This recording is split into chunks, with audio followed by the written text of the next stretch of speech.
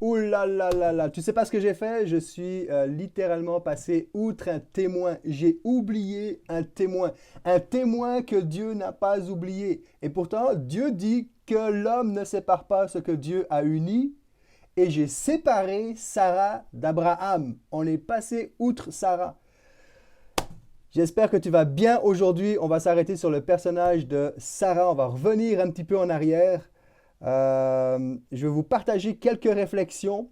Alors, je vous le dis tout de suite, ce n'est pas parole de l'Évangile, c'est vraiment des réflexions. On pourra en parler un petit peu plus demain de ce sujet ou d'autres sujets, évidemment.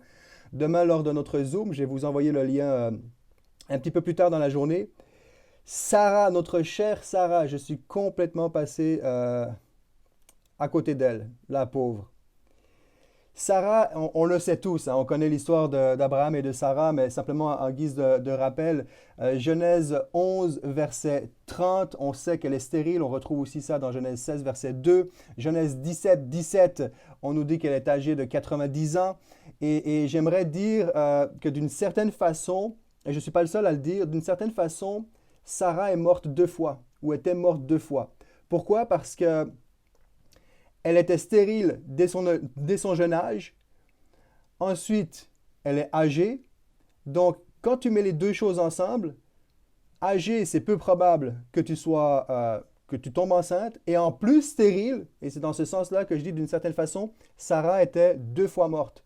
Stérile et âgée, ou âgée et stérile. Romains 4, 19, on nous dit d'ailleurs que, alors qu'Abraham était vieux, le sein maternel de Sarah était déjà atteint par la mort. Donc je crois que d'une certaine façon, Sarah était deux fois morte. Donc double impossibilité, je dirais même triple impossibilité qu'elle donne la vie, triple avec Abraham qui à son tour était vieux. Donc tous les éléments étaient réunis pour que la vie ne prenne pas. Et c'est tout le contraire qui s'est passé avec l'histoire de Sarah. Vraiment tout le contraire. Euh, Je vais le lire, Hébreux 11, 11, 11, 11. Comment j'ai fait pour passer à côté de ce verset-là? C'est par la foi aussi, c'est par la foi aussi que Sarah elle-même, malgré son âge avancé, fut rendue capable de donner le jour à une descendance parce qu'elle tint pour fidèle celui qui a fait la promesse. Donc elle a vraiment cru que Dieu était fidèle. Ça, c'est clairement établi. Maintenant, j'aimerais aller dans quelques réflexions. Premièrement, Sarah aussi. Dans ce aussi, on connaît Sarah. Sarah a été impatiente. Sarah a forcé la main. Elle a pris les choses en main pour que Abraham puisse aller avec la servante et donner une postérité à travers Agar. Ils vont s'en mordre les doigts. Voilà, il y a toutes les conséquences qui ont eu lieu. Et un peu, c'est comme d'une certaine façon, ben, malgré tout, aussi, elle aussi, malgré tout ça, eh bien, elle est dans la liste des témoins de la foi. Première réflexion. Là où je vais aller un petit peu plus profondément, ce que je trouve intéressant, c'est un commentateur qui nous dit que l'expression qu'on vient de lire fut rendue capable d'avoir une postérité. Cette expression-là fut rendue capable d'avoir une postérité. En grec se dit katabolen spermatos. Littéralement, ça veut dire déposer la semence. Or, on le sait tous, c'est pas la femme qui peut déposer une semence, c'est l'homme. Et ce commentateur-là va pousser la réflexion, et ça m'interpelle, ça suscite réflexion, va pousser la réflexion jusqu'à dire que pour lui, à ses yeux, Sarah est dans la liste par association à Abraham. D'une certaine façon, c'est par son association avec Abraham qu'elle aurait reçu la capacité, la puissance de déposer la semence, de donner la vie. Et je suis un peu frileux avec cette réflexion-là parce que ça pourrait ouvrir la porte à ben, quelqu'un dans mon entourage, dans ma famille, qui n'a pas la foi, peut être sauvé à travers ma foi. Or, on est tous responsables, chacun pour soi, devant Dieu, par rapport à notre foi en lui. Mais quand même, ça m'amène une réflexion intéressante parce que je me demande jusqu'à quel point, on le sait quand on voit le récit, Abraham vraiment voulait patienter. Il croyait malgré tout, malgré qu'il était sceptique, mais pas incrédule. Il croyait que Dieu allait répondre, allait accomplir sa promesse. Et à force d'insistance, voilà, il va craquer, il va céder, il va aller avec la servante, avec Agar. Donc, je reviens à Sarah. Je me demande jusqu'à quel point est-ce que Sarah, on sait qu'elle a ri, hein? Entre parenthèses, Abraham aussi a ri. Mais la différence, c'est que Sarah, le rire de Sarah, c'est que lorsqu'elle a été dénoncée ou remarquée, eh bien, elle va dire non, non, non, j'ai pas menti. J'ai pas menti. J'ai pas ri, j'ai pas ri. Elle va mentir. Alors qu'on va retrouver Abraham en train de rire, mais il est en train d'adorer. Encore une fois, une réflexion, on pourrait se poser la question, est-ce que le rire d'Abraham était différent de celui de Sarah? À savoir que peut-être qu'il a eu une joie, une reconnaissance et en prosternation devant Dieu. Si Seigneur, mais quelle joie, je vais pouvoir te donner la vie. Une immense, un frémissement de joie en touchant un petit peu du doigt de ce que Dieu allait faire à travers sa vie. Simple réflexion.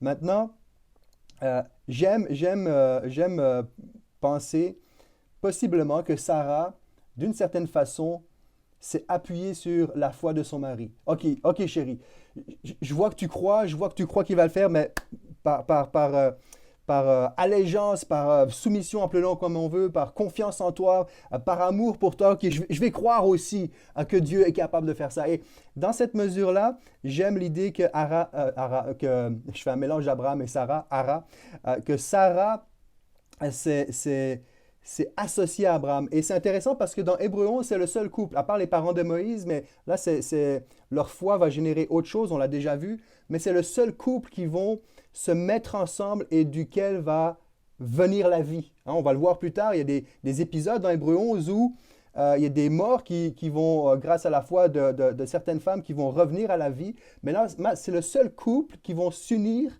et duquel va jaillir la vie, au-delà de toute probabilité. Pourquoi est-ce que ça m'interpelle? Abraham, c'est le père de la foi. Alors, je vous l'ai dit, on n'est pas un dimanche matin, je ne suis pas en train de prêcher, on réfléchit entre nous. Je vous fais part de mes réflexions, donc j'extrapole. Et ça me fait du bien. Et je crois que c'est bibliquement légal. J'aime cette pensée-là parce que Abraham, c'est le père de la foi. Et Sarah me parle à moi en tant qu'épouse, c'est toujours drôle de dire ça en tant que gars, en tant qu'épouse de Christ, ça me parle. Ça me parle parce que je m'identifie à Sarah en tant qu'épouse de Christ, en tant que bénéficiaire de l'auteur, non pas du père de la foi, Abraham, mais bénéficiaire de l'auteur de la foi, Jésus-Christ. Et je vous en parle et ça me saisit. J'aime cette idée où je m'unis à Christ, moi dont le sein est mort, vous comprenez ce que je veux dire? Dont tout en moi est mort, tout n'est que charnel. Sans Christ, je suis perdu. Je ne peux donner vie à rien, mais rien du tout. Mais parce que je m'unis à Jésus, je me tiens à ses pieds, je cherche sa voie, eh bien, de cette union en lui, et là on est complètement biblique, on lit les Épîtres, alors que nous sommes unis en Christ, nous formons qu'une seule chair, d'une certaine façon, nous sommes un même esprit, un seul esprit avec Christ, la vie peut jaillir. Wouh! Je suis en live là, et je vais le laisser comme ça. J'imagine c'est un petit peu plus long que d'habitude, mais waouh! Waouh! Merci Seigneur pour cette étape dans le jeûne.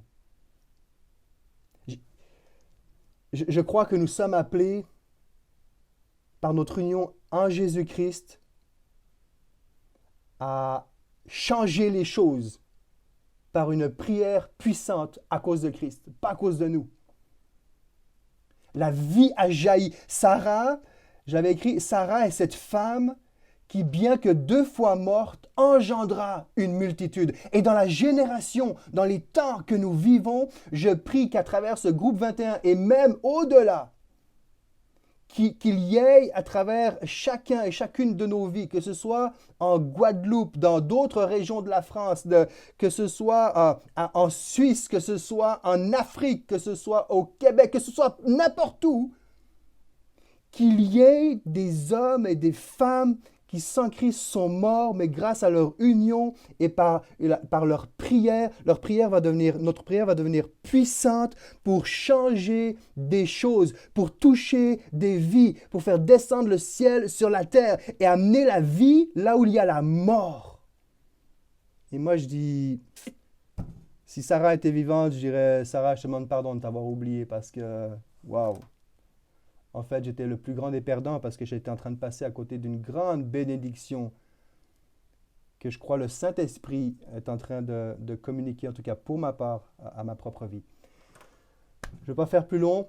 On se retrouve demain soir, 20h, heure de Paris, sur notre Zoom.